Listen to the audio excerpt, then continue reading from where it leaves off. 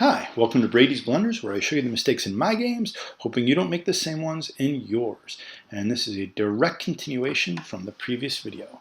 And there'll be a few more videos from this game, because it's all out fighting all the way. All right, so I've just made shape, and then black turned here. And this is the next question. If you were white, where would you play now? I'll bet you none of you come up with the move that I played. Okay, first I'll show you the move that I'll play, and I'll also say it's not necessarily bad, but the follow-through is everything. Right? I played here, and my point in playing this move is you, black, have no eyes left anymore, right? There's no way to make an eye here at all now. And therefore, you have to run. And this might be good, but it all depends on the follow-up. All right. So then black played here, and where I showed that I am not severe enough or consistent enough, I tanukied and play over here. And so what's wrong with this? Well, everything. And this is almost irrelevant, right? This is not helping to attack these stones here. And as a matter of fact, if I just go ahead and play normal Joseki over on the right side, A begins to look like an endgame play.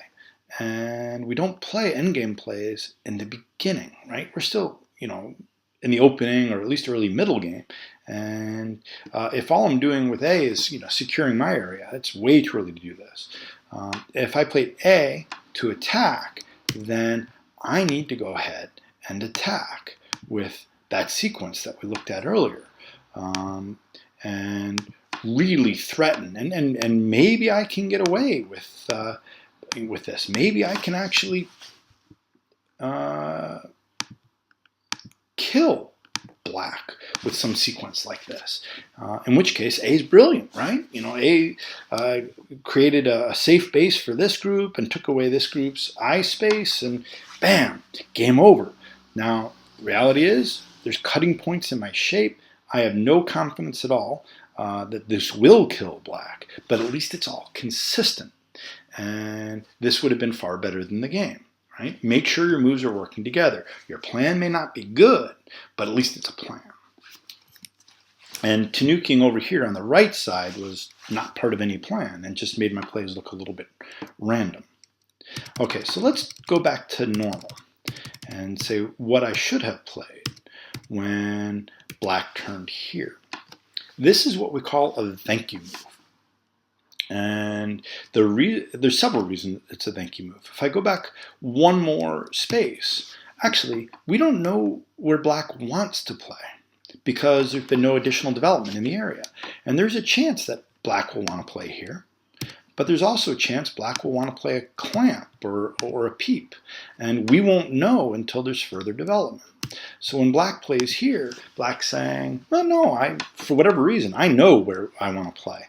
And I'm going to lose the potential of those other plays. And that's one reason it's a thank you move. But the bigger reason it's a thank you move is black is forcing from behind white to make territory and destroy all of black's potential on the top. And this is great it's good for points. It's great because white's unconditionally alive, and it's great because the potential is just trashed. So B is a really bad move.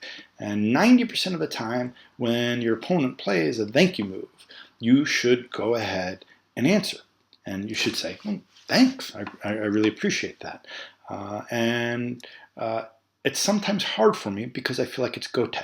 Right? Now black can go play somewhere else, but it's kind of a delicious gote, and you should take it when your opponent offers it. Now again, my move at A would have been fine. It would have been a good one of those 10% if I kill this whole black group. But if I can't kill the black group, or I'm not sure I can, then it just makes sense to play normally and accept the bad move. All right. The other 90% type move is this one here. And what black is saying with this move is, you will answer me. And you will either answer me now or you will answer me on the very next move, right? And if you go ahead and tanuki, then that gives me the ability to play here. And now if I get to play A again as black, white's in deep trouble. So you're going to answer. You're going to go ahead and make, a living shape, and you're going to do it right now. All right, so if white's going to have to answer, what's better for white? This shape, where black gets this double panuki type formation and power exuding throughout the board and probably a lot of points on the top? Or is it better to answer now and let black decide whether he wants to take gote? But regardless, he's got he'll have a cutting point or an open skirt or something. And it's a difference of one move, and this shape is definitely better for white.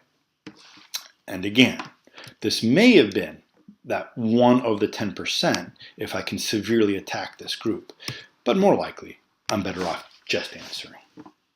Cool? So to recap what I learned from this exchange, 90% of the time you should answer thank you moves because they're good for you. And this is difficult for me because I think of it as accepting gote, but it's really good gote. And then second is that when black gets the Atari there, again, 90% of the time you're going to want to answer if his making the panuki is going to be forcing anyway. And then finally, make sure your moves work together. This could be good, but only if I follow it up right. Thanks for watching. See you next time.